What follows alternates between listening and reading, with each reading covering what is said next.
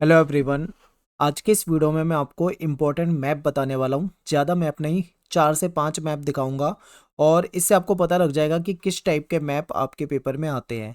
इसमें से 2 मैप जो हैं वो पिछले साल के प्री बोर्ड के मॉर्निंग और इवनिंग शिफ्ट के ले रखे हैं मैंने, और कुछ फाइनल बोर्ड एग्जाम के मैप हैं। ठीक है, तो आपको ये देखकर लेवल पता लग जाएगा कि किस लेवल के मैप वाले क्वेश्चन आते हैं, और अगर आपको ये क्वेश्चन आसान लगते हैं तो इसका मतलब ये है कि आपकी तैयारी अच्छी है, आप आराम से कर दोगे। अगर आपको मुश्किल लगते हैं तो थोड़ी सी प्रैक्टिस कर लेना।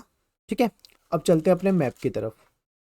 देखिए, अब लास्ट टाइम पे एग्जाम से पहले मैं ये नहीं कह रहा हूँ कि आप सारे चैप्टर देखो, अगर आपके पास टाइम है तो आप देख सकते हो, उसमें तो कोई दिक्कत नहीं है। लेकिन ये 4 वीडियो जरूर देख के जाना। इन 4 वीडियो से ही आपके पूरे पूरे एग्जाम के लिए रिवीजन हो जाएगा। ठीक है, एक ये मैराथन वीडियो है जो 1 शॉट वीडियो है, इसमें दोनों बुक के इंपॉर्टेंट क्वेश्चन कराए हैं, इसमें कार्टून वाले क्वेश्चन कराए हैं, इसमें दोनों बुक के एमसीक्यू करा दिए हैं।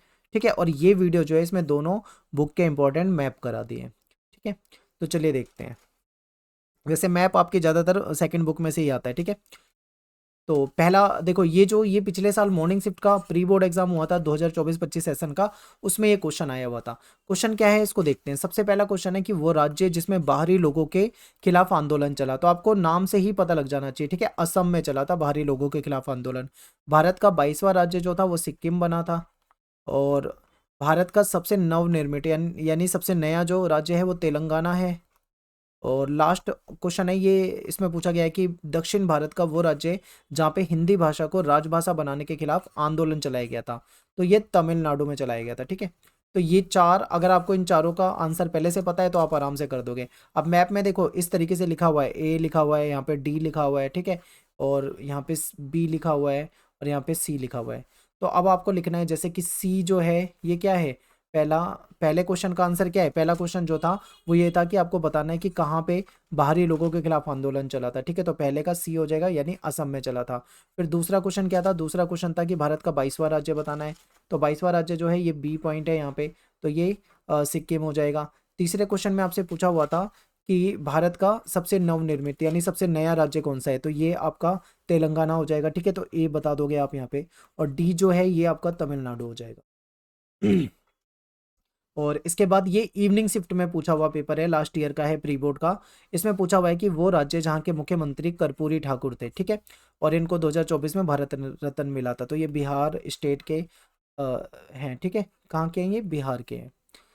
वे राज्य जहाँ भारत के दूसरे प्रधानमंत्री श्री लाल बहादुर शास्त्री का जन्म हुआ था, तो ये यूपी है। और गयालाल जो दल बदल की घटना आयाराम गयाराम से फेमस हैं, तो ये हरियाणा के हैं। ठीक है, और लास्ट क्वेश्चन एक बार देखिए, वो राज्य बताना है जहाँ पे पहली बार गैर कांग्रेसी सरकार बनी थी, तो ये केरला में बनी थी। ठीक है, केरला। तो ये 4 स्टेट हैं, आप यहाँ पे देख सकते हो, और मैप में आपके सामने ये ABCD करके यहाँ पे दे रखा है, तो आप यहाँ पे आंसर देख सकते हो। ठीक है, एक बार देख लो ध्यान से, ये पिछले साल का पेपर है। अब आप मुझे ये बताओ कि ये 2 क्वेश्चन पेपर यानी मॉर्निंग और इवनिंग, इन दोनों क्वेश्चन पेपर के जो मैप मैंने आपको दिखाए हैं, क्या ये आपको आसान लग रहे हैं या मुश्किल लग रहे हैं, या आप कर दोगे या नहीं कर पाओगे अगर पेपर में आ जाए तो। ठीक है, अगर यहीं से आपके पेपर का लेवल आपको पता लग जाएगा। अब मैं कुछ क्वेश्चन दिखा रहा हूँ जो आपके बोर्ड एग्जाम में पूछे हुए हैं। ठीक है, PYQ यानी पिछले कुछ वर्षों में पूछे हुए क्वेश्चन है। तो अपनी अर्थव्यवस्था को उदार बनाने वाला ये कौन सा देश है, तो ये श्रीलंका है। ठीक है, श्रीलंका ने अपनी अर्थव्यवस्था को सबसे पहले उदार बनाया था। एक देश जो संवैधानिक राजतंत्र था, कहाँ पे, नेपाल में संवैधानिक राजतंत्र था। ठीक है, एक देश जिसमें दोनों लोकतांत्रिक और सैन्य शासन रहा है, तो पाकिस्तान में रहा है ऐसा, और बांग्लादेश में रहा है। ठीक है, अब हमें मैप में देखना पड़ेगा कि कौन सा पॉइंट आउट कर रखा है। एक देश जो सार्क का सदस्य नहीं है, इसके लिए हमें मैप देखना पड़ेगा। ठीक है, तो देखिए मैप में आपको क्या, सॉरी, मैप तो यहाँ था, ये रहा। अब इसमें क्वेश्चन देखते हैं। अपनी अर्थव्यवस्था को उदार बनाने वाला जो पहला देश है वो यहाँ पे आपको श्रीलंका दिखेगा। ठीक है, फिर दूसरा, नेपाल में राजतंत्र था, ये नेपाल दिखा रखा है। और पाकिस्तान में सेना और जो जो लोकतांत्रिक सरकार है, दोनों तरह का शासन था। ठीक है, तो ये ए पॉइंट हो जाएगा। और एक बार और देख लेते हैं, वो देश जो सार्क का सदस्य नहीं है, तो ये चाइना हो जाएगा। ठीक है, तो ये आपको भरना था।